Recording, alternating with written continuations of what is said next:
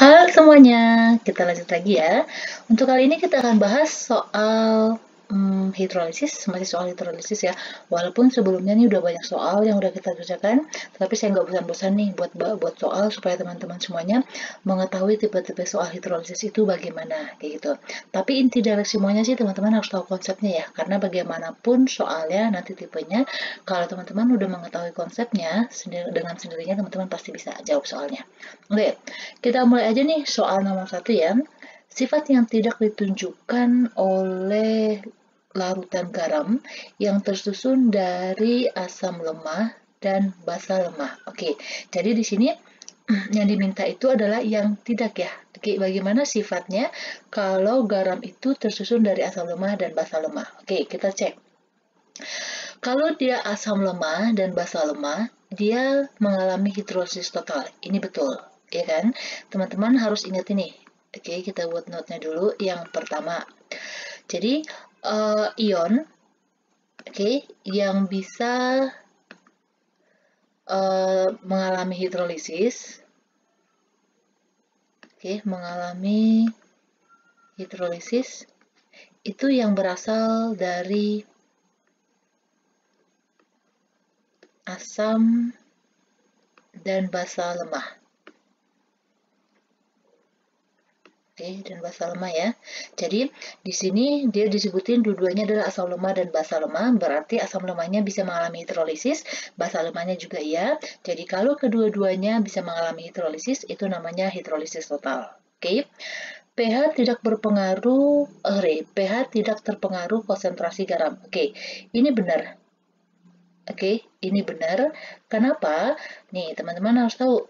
Kalau untuk mencari nih konsentrasi H plusnya, kalau diketahui garamnya itu terbentuk dari asam lemah dan basa lemah, itu rumusnya seperti ini. Kw per Kb dikali Ka. Jadi dia nggak pengaruh sama sekali nilai konsentrasinya. Karena ini sama-sama lemah, jadi yang digunakan itu adalah konstantanya. Di sini kan yang ditanya yang tidak benar ya. Terus selanjutnya, jika Ka-nya besar, itu bersifat asam. Ini benar ya. Jadi, jika Ka-nya besar, berarti lebih besar daripada Kb, ini asam. Kebalikan. Jika Ka-nya lebih kecil daripada Kb, atau Kb-nya lebih besar, maka ini dia bersifat basah.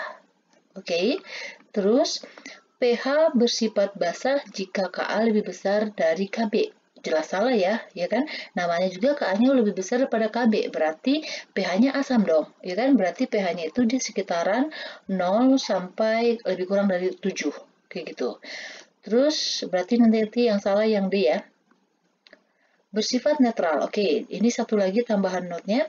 Jika nilai Ka-nya itu sama dengan nilai Kb-nya, maka ini disebut netral.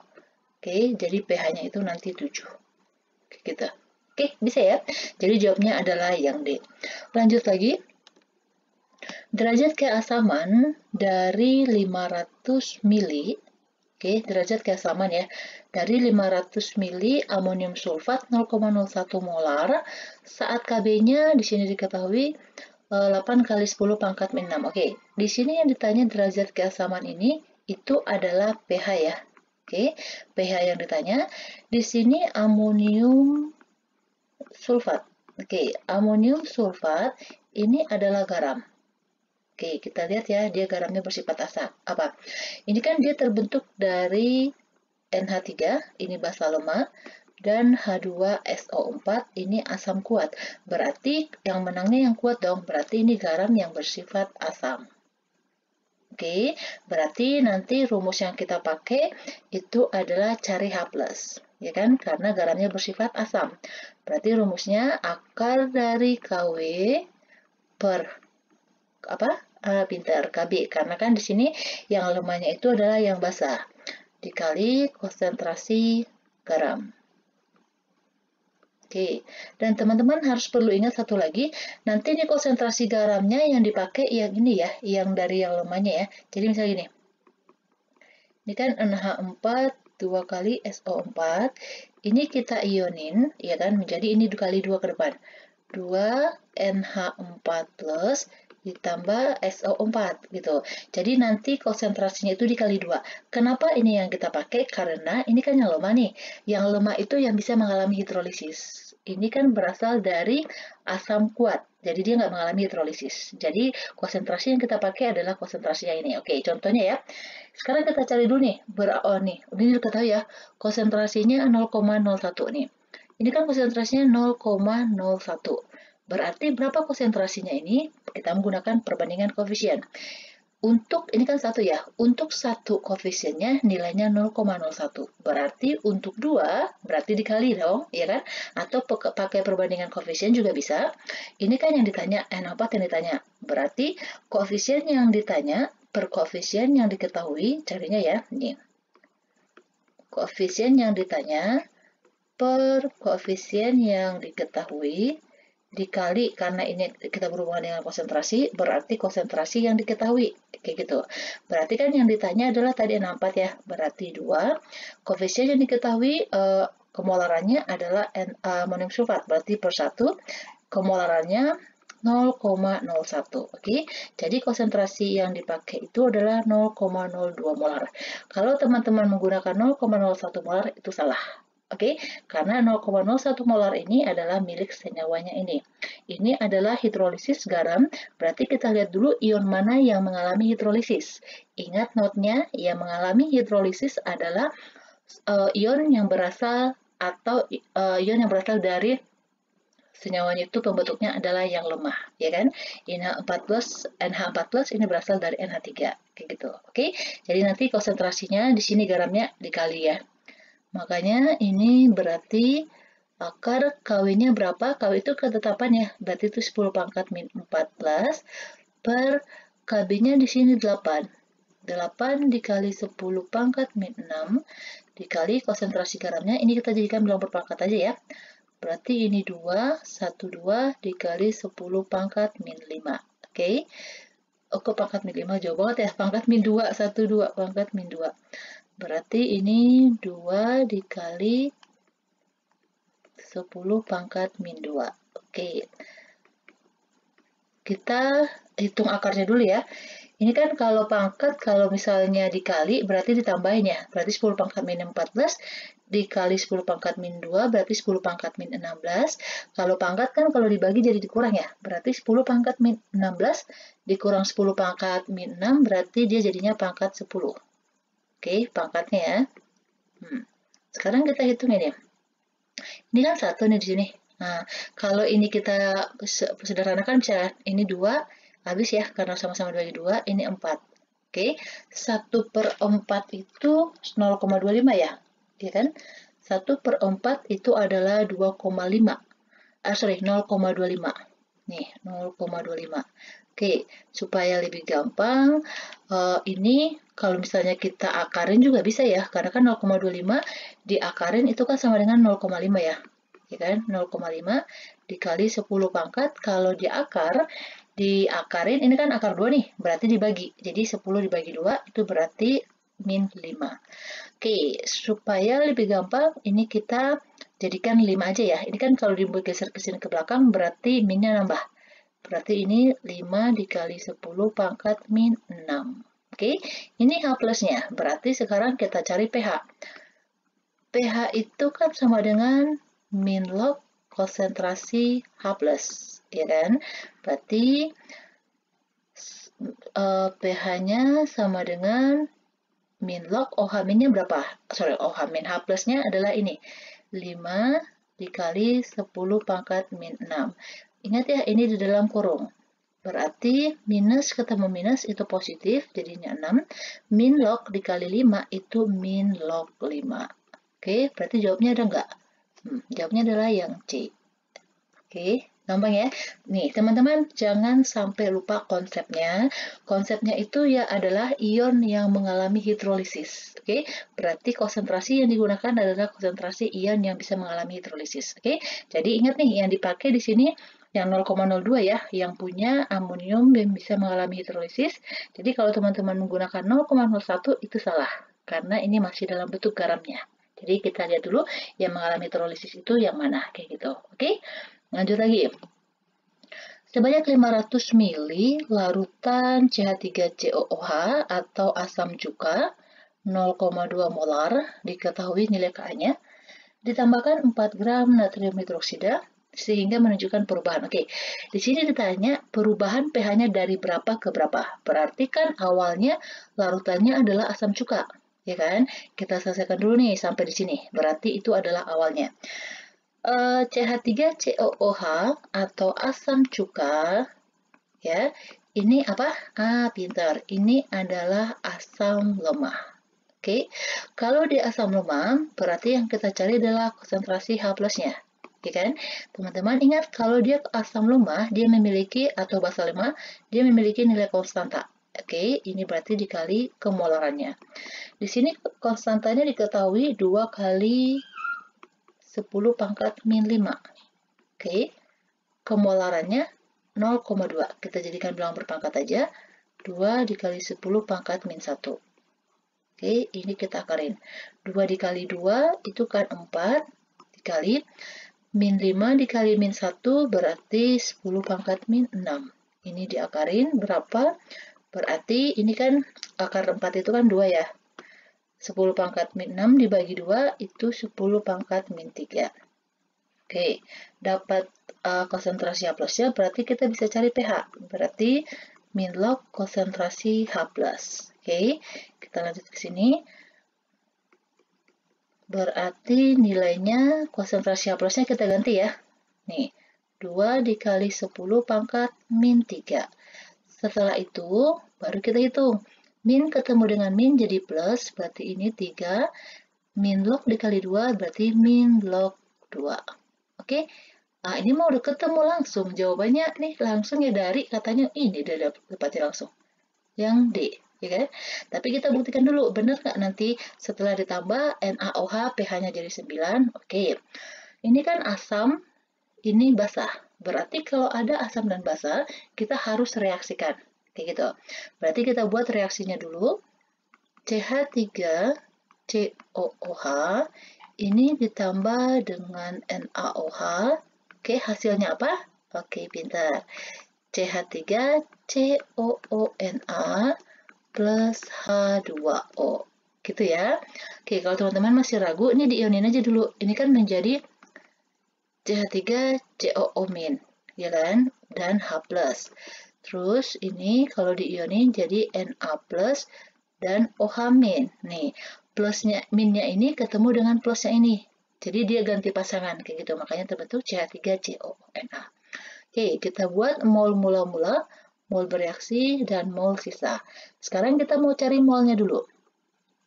Di sini yang diketahui untuk asam cukanya, yaitu volume dengan kemolaran. Berarti kita bisa cari mol dong.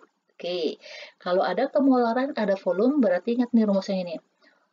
Molar itu sama dengan mol per volume. Berarti mol sama dengan molar dikali volume. Oke, gitu ya. Oke, molarnya adalah 0,2. Oke, dikali volumenya ini 500 ml. Ingat ya, ini harus dalam liter. Oke, berarti dikonversi dulu dari 500 ml menjadi liter, itu dibagi 1000. Berarti 0,5. Oke, 0,2 dikali 0,5 berarti nanti kita akan peroleh 0,1. Oke, ini 0,1 mol. Berarti ini molnya asam cuka ya. Kita masukin ke sini nih, 0,1 mol. Setelah itu kita cari molnya NaOH. Di sini yang diketahui adalah massa dan diketahui nilai AR-nya. Oke, berarti kita bisa cari, taruh sini aja ya. Molnya NaOH kalau dia ada massa, berarti mol sama dengan massa per mR. Ya kan? Massanya adalah 4 gram. MR-nya, Na kan nilainya 23. O-nya 16, berarti 23 tambah 16 itu 39 ditambah 1 berarti 40. 4 dibagi 40 berarti 0,1 mol. Oke. Ini 0,1 mol sama-sama ya. Oke. Ingat nih, saya selalu tekanin sama teman-teman, kalau ada persamaan reaksi harus disetarakan terlebih dahulu. Oke, ini reaksinya udah setara ya. Oke, dan kalau misalnya diketahui dalam persamaan reaksi itu ada 2 mol, berarti kita harus cari yang namanya reaksi pembatas. Oke, atau reaksi yang habis bereaksi. Caranya bagaimana? Ini mol masing-masing dibagi dengan koefisien masing-masing. Oke, hasil bagi paling kecil itu yang menjadi reaksi pembatas. Ini kan 0,1 dibagi 1, 0,1. 0,1 dibagi 1, 0,1. Berarti nilainya sama. Karena nilainya sama, itu berarti dalam reaksi ini asam cukanya sama natrium hidroksidanya ini sama-sama habis bereaksi. Oke, ini habis. Kalau produk kan di awal reaksi nggak ada ya. Nah, terus berarti yang terbentuk adalah garam, ya kan? Berarti kalau garam yang terbentuk berapa mol, kayak gitu. Pakai perbandingan koefisien. Oke, karena ini sama-sama habis bereaksi, jadi tergantung. Maksudnya terserah kita membandingkannya ke mol siapa, terserah. Karena dia sama-sama habis bereaksi. Berarti karena ini koefisiennya masing-masing sama satu, koefisiennya, berarti jumlah molnya mereka juga sama, ya kan? Berarti ini molnya terbentuk adalah 0,1 mol. Oke, ini juga 0,1 mol. Oke, bisa ya? Dan satu lagi nih, teman-teman harus ingat. Kalau dalam persamaan reaksi, kalau kita reaksikan asam dan basa, dan hasilnya seperti ini, asamnya habis, basanya habis, yang ada cuma garamnya, ini berarti untuk menghitung pH-nya menggunakan rumus hidrolisis. Oke, itu teman-teman harus ingat. Ini kan kita karena bahas hidrolisis, jadi, oh ini udah hidrolisis, kayak gitu. Tapi kalau di soal ya pada umumnya, itu nggak bakalan dikasih tahu, ini rumus hidrolisis loh, ini rumus buffer loh, tidak. Tapi teman-teman perhatikan bentuknya seperti ini. Oke, jadi jika asam dan basanya habis, yang terbentuk adalah garam, berarti untuk ngitungnya pakai rumus hidrolisis. Oke, berarti ini dia apa? Bersifat apa garamnya? Bersifat basa ya, karena basanya basa kuat. Ini asam lemah. Oke, berarti yang kita cari adalah, oke ini kita gas dulu nih, supaya kita cari adalah konsentrasi OH-nya. Oke, tapi sebelumnya rumusnya kan gini. Untuk cari OH- berarti KW per KA dikali konsentrasi garam. Ya kan? Ini berarti masih dalam bentuk mol. Berarti yang harus kita cari adalah molarnya. Karena ini adalah konsentrasi.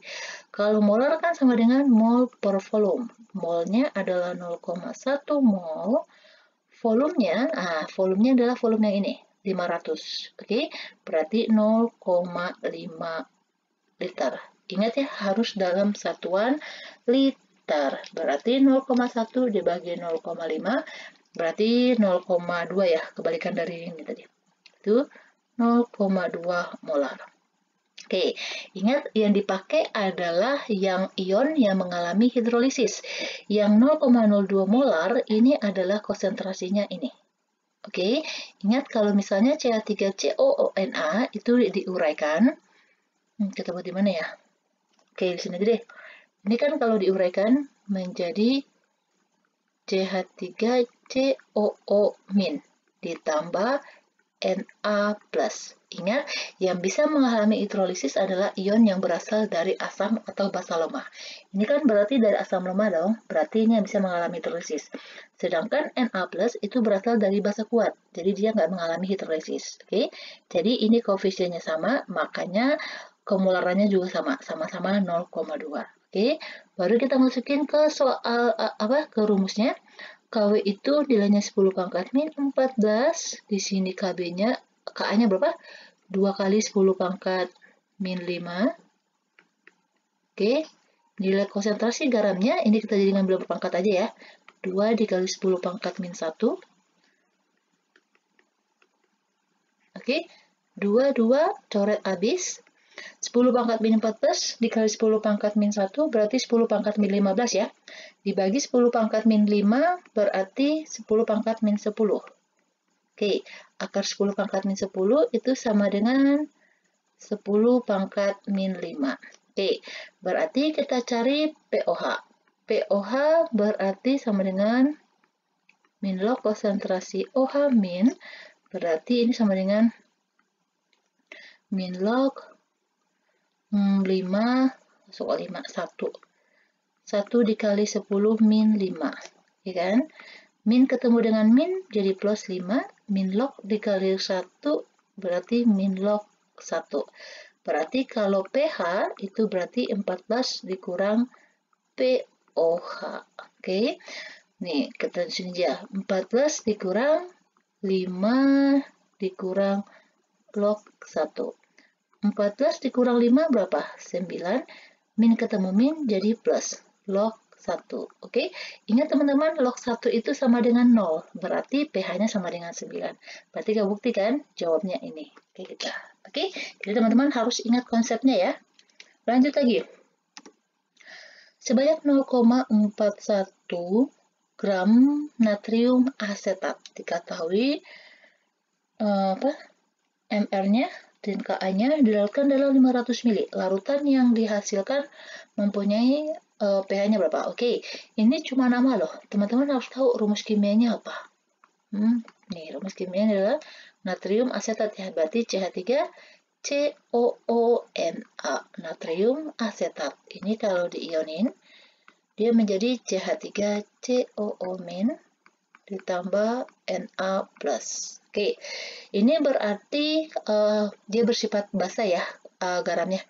Ini garam ya, karena ini adalah berasal dari basa kuat. Oke, berarti yang kita cari adalah konsentrasi OH-nya. Rumusnya kan gini, akar dari Kw per Ka dikali konsentrasi garam. Oke, di sini diketahui baru masanya. Berarti kita cari kemolarannya. Oke, kita pakai rumus cepat aja ya. Yang ini, molar sama dengan massa per mR dikali 1000 per volume dalam satuan mili. Berarti masanya 0,41, ini mR-nya 82 dikali 1000 per volumenya adalah 500 mili. Nah, ini ke sini coret ini 2, ya kan? 82 dibagi ini ke sini, ini 41. Ya kan? 0,41 dibagi 41 berarti berapa koma nih? 12, berarti 0,01. Oke, jadi M-nya adalah 0,01. Kalau ini 0,01, berarti yang bisa mengalami hidrolisis yang mana? Ini dia, yang lemah. Oke, kalau kita buat reaksi hidrolisisnya gini. CH3COO- itu, ingat ya, kalau reaksi hidrolisis itu ionnya bereaksi dengan H2O. Ini menjadi CH3COOH ditambah OH-. Nah, ini dia. Ketahuan kan bahwa dia basah, jadi muncul OH-nya. Sedangkan kalau Na+-nya dia nggak bakalan bereaksi. Nih, jika direaksikan dengan H2O, ini tidak, karena dia berasal dari basa kuat. Oke, berarti konsentrasinya 0,01, ini yang mengalami hidrolisis, karena koefisiennya mereka sama, berarti ini juga molarnya 0,01. Oke, kita pakai ke sini, berarti Kw itu 10 pangkat min 14, Ka-nya di sini 10 pangkat min 5, konsentrasi garamnya ini kita jadikan bilang berpangkat aja ya. Ini sama dengan 1 dikali 10 pangkat min 2. Oke, 1 dikali 10 pangkat min 2. Berarti semuanya pangkat ya. 14 dikali min 2, kalau pangkat ya, berarti ditambah 16 dikurang 5, berarti 10 pangkat min 11. Oke, ini kan akar 2, berarti 11 dibagi 2 berapa? 5,5 ya, berarti 5,5. Oke, nggak masalah. Sekarang kita cari pOH. Berarti min log konsentrasi OH min.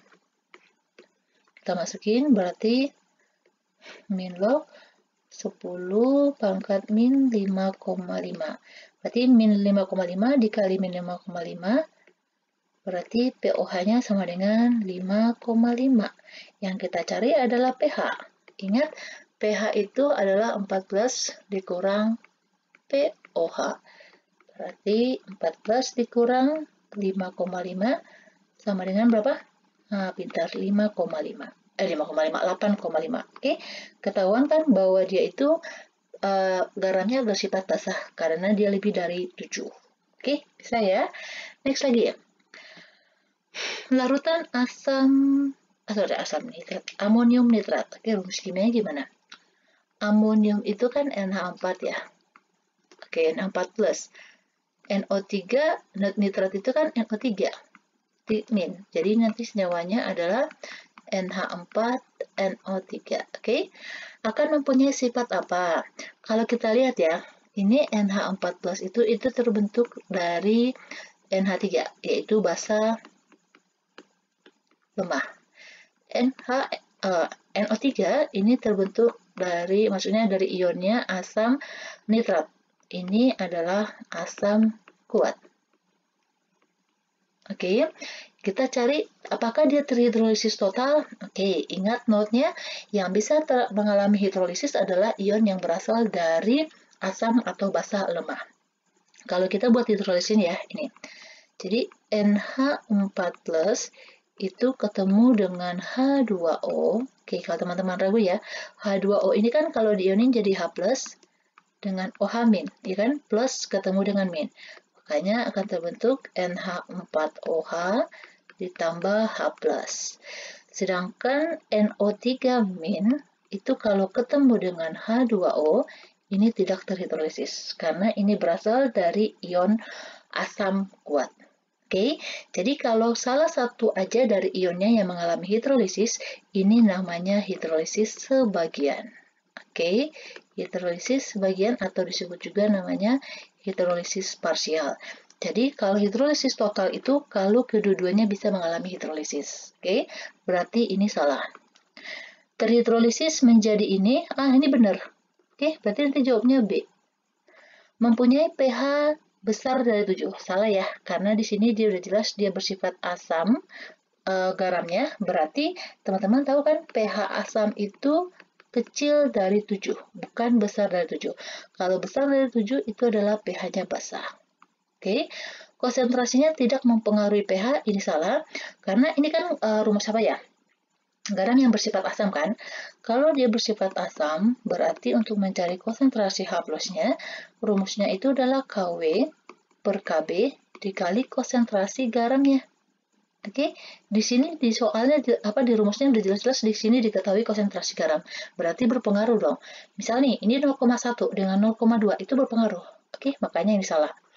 pH akan naik jika terhidrolisis, ini nggak sama sekali. Kita cuma tahu kalau hidrolisis itu berarti nanti dia bersifat asam atau bersifat basah. Kayak gitu. Oke, berarti jawaban yang benar adalah yang B. Next lagi. Larutan natrium asetat akan terhidrolisis dengan reaksinya gimana? Oke, kita buat dulu nih. Natrium asetat itu kan berarti rumus kimianya CH3COONA. Ya kan? Ini kalau diionin jadinya CH3COO- ditambah Na+. Kalau CH3COO- ini kita reaksikan dengan air. Oke, kalau teman-teman ragu tadi ya, ini buat jadi H+ sama OH-. Min ketemu dengan plus. Berarti jadinya CH3COONA ditambah OH-. Sedangkan kalau Na+-nya ini direaksikan dengan H2O, ini tidak bisa. Kenapa? Karena ini berasal dari asam sih, basa ya. Dari basa kuat. Oke, jadi teman-teman selalu ingat note-nya. Oke, konsepnya nih. Ion yang terhidrolisis adalah yang berasal dari asam atau basa lemah. Oke, selalu ingat ini. Berarti kita cek nih reaksi ini di sini yang mana? CH3COONA ini salah karena ini masih dalam bentuk garamnya. HCOO- ini salah karena itu bukan rumus kimianya. Jadi intinya teman-teman harus tahu rumus kimianya. Ini yang diketahui cuma nama. Oke lah teman-teman tahu konsepnya gimana. Bahwa yang mengalami hidrolisis itu adalah ion lemah. Tetapi kalau teman-teman nggak tahu rumus kimianya, gimana teman-teman buat gitu. Jadi belajar ya dari sekarang hafal rumus kimianya. Terus gimana cara mengionkannya, itu teman-teman udah harus terbiasa. Saya yakin kalau teman-teman sering latihan ngerjain soal, dengan sendiri teman-teman pasti hafal rumus itu. Kayak gitu. Tapi kalau teman-teman misalnya ngerjain soal cuma 1, 2, kayak gitu, saya sih nggak yakin kalau teman bisa kayak gitu. Maksudnya bisa menghafal rumus-rumus kimianya kayak gitu. Tapi kalau teman-teman sering latihan, itu pasti bisa. Oke. Terus kalau ini CH3CO- ditambah H2O menjadi CH3CONA, oke, berarti jawabnya ini ya. Ini tadi Na nggak bisa sama sekali ya. Oke, berarti jawabnya adalah yang C. Oke, next lagi. Diketahui pH NH3 0,1 molar adalah 11. Oke, di sini yang diketahui simple banget loh, cuma ini doang. pH NH3-nya yang memiliki kemolaran 0,1 adalah 11. Terus nilai NH4Cl-nya berapa? Oke. Tapi nggak masalah, santai, relax. Kira-kira apa ya hubungannya pH dengan 0,1 molar? Nih teman-teman tahu nih, NH3 ini kan dia basa lemah ya. Oke, ini adalah basa lemah. Kalau basa lemah, berarti kan dia carinya adalah konsentrasi OH-. Oke kan? Rumusnya apa kalau basa lemah? Ini dia. Kb dikali kemolaran. Di sini kan diketahui pH. Jadi pH-nya itu sama dengan 11. Ini adalah basah. Berarti kita harus cari pOH dong. Oke kan? Berarti untuk cari pOH 14 dikurang pH. Oke gitu. Berarti 14 dikurang 11 berarti sama dengan 3. Kalau pOH-nya diketahui, berarti kita cari OH- ya. Ya kan? Diantilokan aja. Berarti ini sama dengan 10 pangkat min 3. Oke, berarti OH-nya udah ketahui 10 pangkat min 3. Yang tidak ada di soal yang mana? Konsentrasinya ada. Kb-nya yang kita cari. Berarti konsentrasi Kb dikali molarnya kan 0,1. Kita jadikan bilang berpangkat aja. 1 dikali 10 pangkat min 1. Oke, supaya akarnya hilang, ini kita kuadratin. Oke, ini kalau dikuadratin berarti dikali ya. Min 3 dikali 2. Berarti ini 10 pangkat min 6 sama dengan ini Kb dikali, ini jadi akarnya hilang. Jadi 10 pangkat min 1. Berarti Kb-nya sama dengan 10 pangkat min 6 dibagi 10 pangkat min 1 sama dengan 10 pangkat min 5. Oke, diketahui Kb-nya. Terus apa hubungannya kita cari Kb gitu ya? Nih, teman-teman perhatikan bahwa NH4Cl, oke, ini adalah garam. Oke, yang berasal dari basanya NH3 dan asamnya adalah HCl. Jadi kalau misalnya kita ionin, ini ya NH4Cl-nya ini kita ionin, ini jadi gini, NH4 plus ditambah Cl-. Ingat yang bisa mengalami hidrolisis adalah yang lemah. Berarti NH4 plus ditambah dengan H2O ini akan menjadi NH4OH ditambah H+. Nih, ketahuan kan bahwa di sini yang muncul itu adalah ion H+. Berarti garam ini adalah garam bersifat asam, karena ini asam kuat, kayak gitu. Oke, berarti sekarang kita masuk dulu rumusnya. Berarti yang kita cari H+ ya. Oke, berarti konsentrasi H+ itu sama dengan, ini cari pakai rumus garam ya. Oke, Kb per Kb.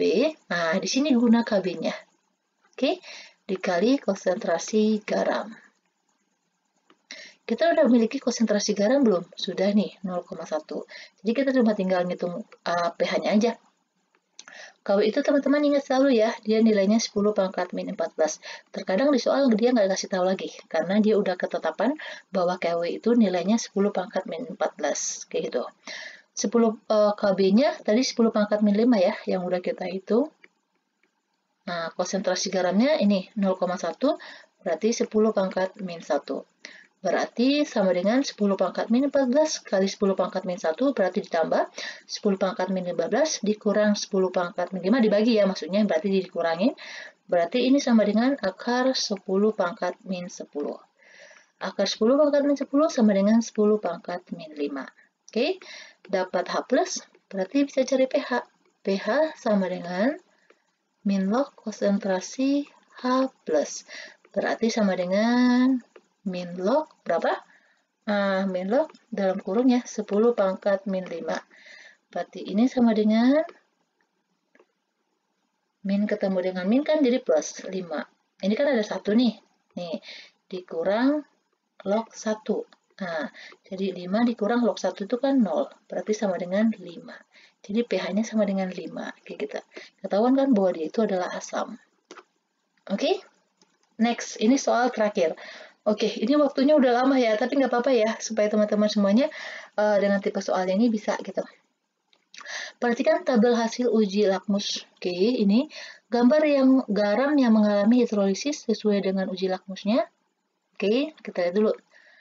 NaCl ini dia, kalau kita ionin ya, ini dia menjadi Na plus tambah Cl-. Ini berasal dari basa kuat, ini berasal dari asam kuat.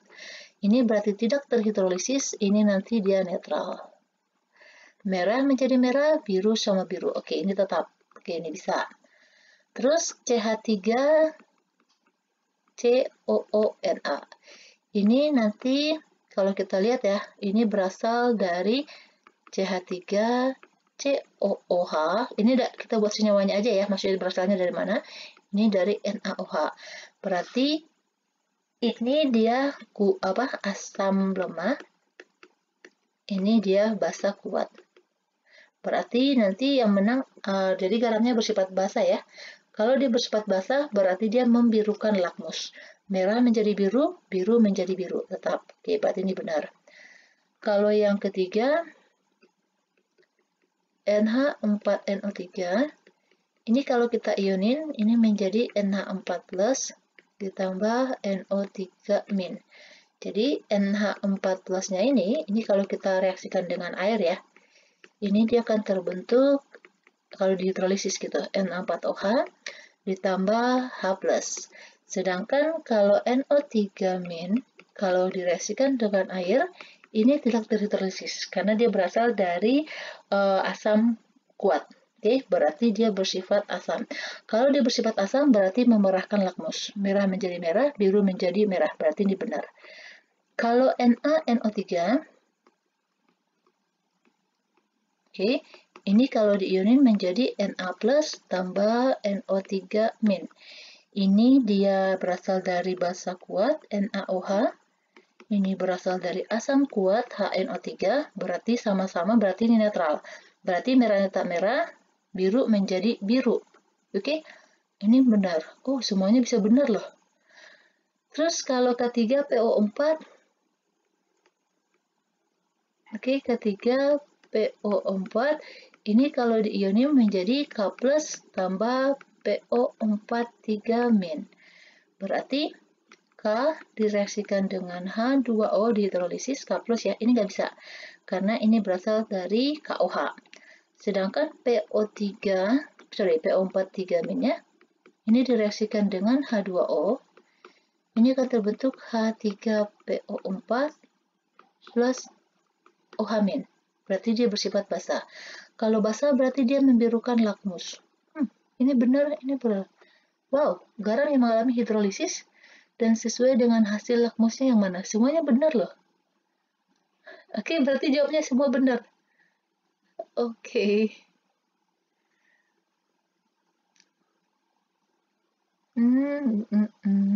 Oke, udah. Berarti ini kesimpulannya semua jawabannya benar. Oke, karena kan tadi ini netral. Berarti dia pH-nya tetap. Merah menjadi merah, biru menjadi biru. Ini tadi basah. Jadi dia membirukan, ini biru, merah jadi biru, biru tetap biru. Ini tadi bersifat asam, berarti dia memerahkan, merahnya tetap merah, birunya menjadi merah. Kalau ini tadi dia netral, berarti merah tetap merah, biru menjadi biru. Kalau ini tadi basah, berarti dia membirukan. Oke, semuanya benar. Oke, nggak masalah. Oke, jadi demikian dulu untuk pembahasan kita. Semoga teman-teman bisa mengerti ya untuk pembahasan soal hidrolisis ini dengan banyak soal yang udah kita bahas. Semoga teman-teman semuanya bisa kebantu dan bisa mengerti ya. Oke, demikian dulu. Terima kasih. Dan jangan lupa please subscribe dan share ya. Makasih.